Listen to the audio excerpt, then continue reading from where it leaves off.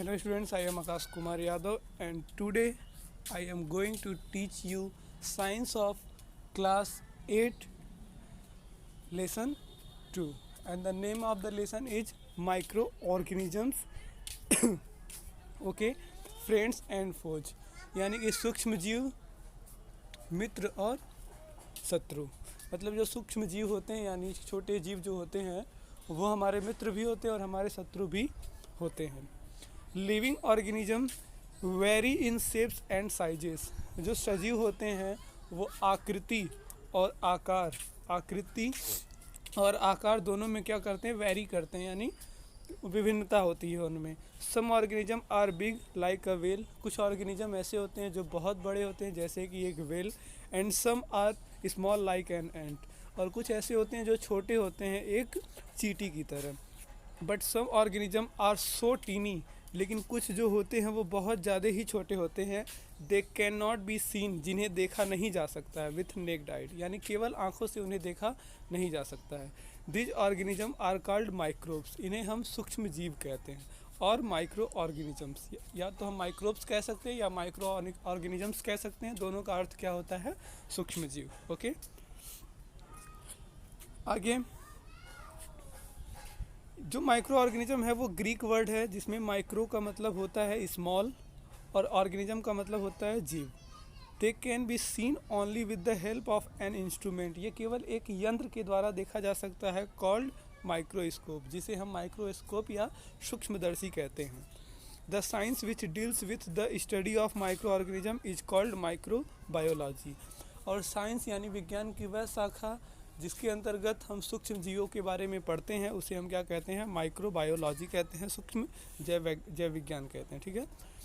And the scientist who studies about micro organisms. और जो वैज्ञानिक इन छोटे जीवों के बारे में निरीक्षण करते हैं, परीक्षण करते हैं, उनके उपयोगों के बारे में जानते हैं, उनको हम माइक्रोबायोलॉजिस्ट कहते हैं, सूक्ष्म जैव वैज्ञानिक कहते हैं। ठीक है।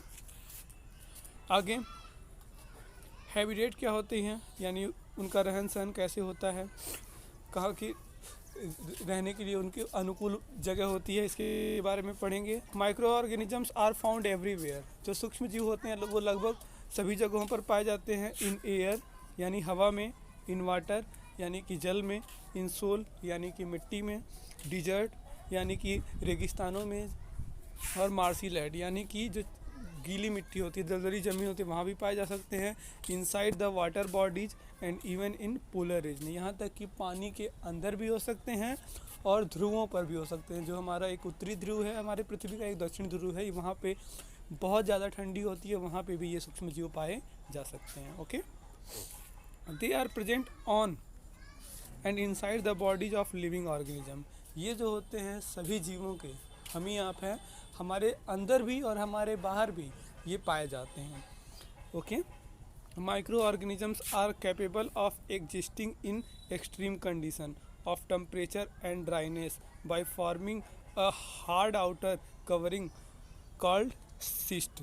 कह रहा है कि माइक्रो ऑर्गेनिज्म जो होते हैं वो कैपेबल होते हैं रहने में एक्सट्रीम कंडीशन में। बहुत ही अगर बुरी कंडीशन भी है तो ये वहाँ पर भी रह सकते हैं, जहाँ पे टेम्परेचर बहुत ही ज़्यादा हो वहाँ, और बहुत ही ज़्यादा सूखा पड़ा हो। By forming height outer covering, क्योंकि ये अपने शरीर के ऊपर एक लेयर बना लेते हैं। जैसे वो कहीं बहुत ज़्यादा ठंडी है, बहुत ज़्यादा गर्मी है, तो अपने शरीर के ऊपर एक लेयर बना देते हैं जिसे हम सिस्ट कहते हैं, और उसकी वजह से खुद को प्रोटेक्ट करते हैं और कहीं भी रह सकते हैं।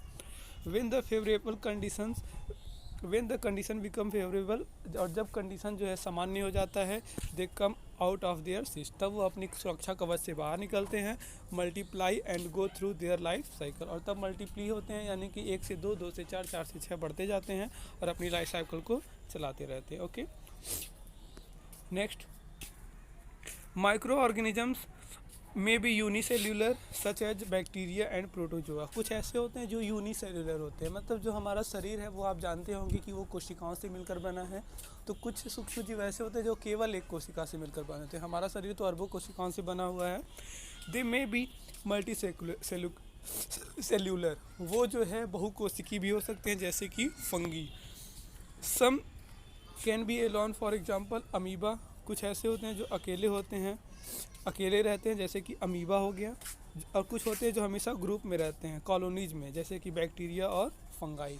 तो फंजाई जो होते हैं और जो बैक्टीरिया होते हैं वो हमेशा ग्रुप में रहते हैं, जबकि अमीबा जो है वो हमेशा अकेले रहता है। Okay, micro organism play an important role in human life. Micro organism यानी जो सूक्ष्म जीव होते हैं वो मनुष्य के जीवन में एक बहुत ही महत्वपूर्ण भूमिका निभाते हैं। Many of them are beneficial as we depend on them for many things. उसमें से बहुत सारे ऐसी चीज़ें होती हैं जिन के ऊपर हम डिपेंड रहते हैं, क्योंकि हमारे लिए बहुत लाभदायक होते हैं। जैसे कि दूध, जो दही बनता है वो बैक्टीरिया के कारण ही बनता है, ठीक है।